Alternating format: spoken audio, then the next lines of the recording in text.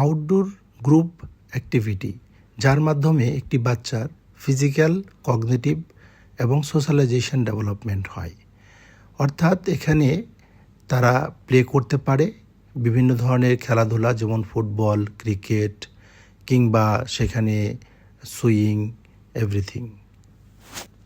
তো আমরা autism child's কেয়ারের পক্ষ থেকে প্রতি বৃহস্পতিবার এই আউটডোর প্লে অ্যাক্টিভিটিগুলো করে থাকি, যেখানে একজন কনসালটেন্ট অকুপেশনাল থেরাপিস্ট থাকেন এবং বিহেভিয়ার থেরাপিস্ট থাকে এবং সকল টিচার অর্থাৎ স্পেশাল এডুকেটররা থাকে।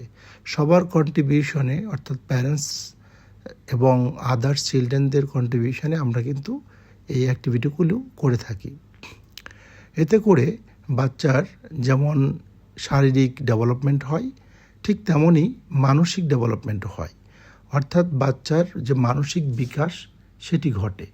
একটি বাচ্চা আরেকটি বাচ্চার সাথে কিভাবে মিশবে, কিভাবে খেলাধুলা করবে, কিভাবে ডাক দিলে সে কাছে আসবে, অর্থাৎ নর্মাল চিলড্রেনদের সাথে কিভাবে মেইন স্ট্রিম সোসাইটিতে প্লে করবে, রোল প্লে করবে, সেই জিনিসটি শেখানো হয়।